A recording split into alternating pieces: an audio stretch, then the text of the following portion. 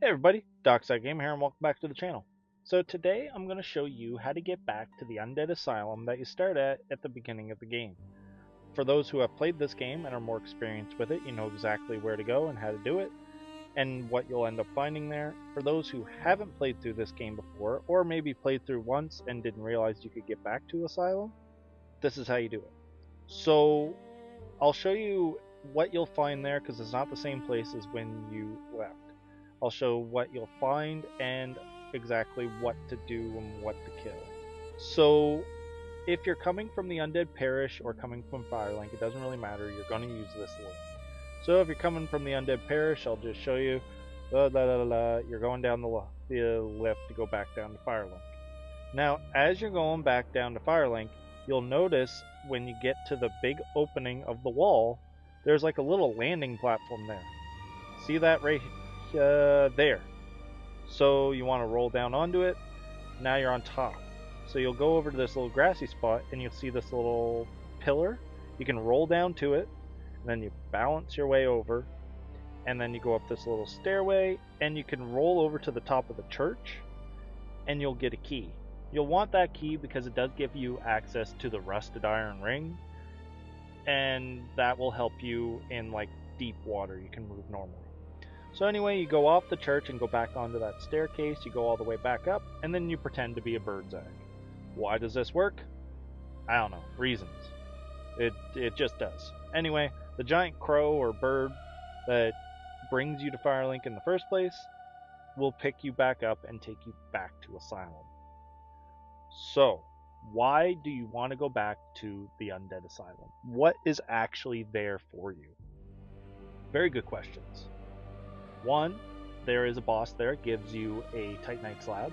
If you watch my bows only run, that's how I ended up getting my Titanite slab in my run. You fight the Stray Demon. If you play Dark Souls 3, the Stray Demon you see as well. But in this, he's a bit harder, and he looks exactly like the Asylum Demon. So don't be tricked. He's a lot stronger than the Asylum Demon. Anyway, you start and you see all those guys with torches. You get past them, you go through the collapsible floor, and you fight the Stray Demon. Like I said, he is a lot harder than Asylum Demon, but his attacks are pretty well telegraphed. It's just the explosion that comes after some of them. You can get him into like a bit of a loop of doing his slams where he jumps up and slams himself down. This move, you can get him into a loop of doing that. If you get close to him, there's sometimes he will start just keep doing that, and then you can get some free hits in him. So the way that I normally fight him is doing this exactly. Stay right up in front of him, get him doing this loop as many times as you can, get an attack or two in, and then back away. When he does this, he slams down and there's an explosion. Then you can go back in, give him another attack, and maybe he'll do the slam again. So he's about to do the explosion, back up, and then go back in. He's pretty slow. He does hit hard, so do watch out for that. But if you just take your time, back up, go back in when you need to, you'll be just fine.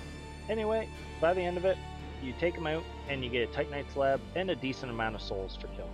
So he's definitely worth coming back to. But after you kill him, you can continue on through the area, and eventually you will run into a Black Knight. There's 2 Black Knights in total in this area now. That I don't know why they weren't there before, but they are there now. The first one is where you got your starting weapon at the end of that hallway, and if you know how to parry them, they're pretty easy to fight. I missed a parry, but like parrying them is pretty easy. And then the other thing you can do while you're here is kill Oscar. So Oscar was the one that gave you Estus Flask and the key to actually keep going. He turned hollow, and he, for some reason, wants to kill you now. So you're gonna want to kill him. He's easy to parry, although I missed a bunch of my parries. I don't know, I was rushing myself. But anyway, you kill him and you get the Crest Shield. It does 90% magic block, so it's an extremely good shield, and it's light too. And I think it has decent. I think it has 100% defense or physical block too.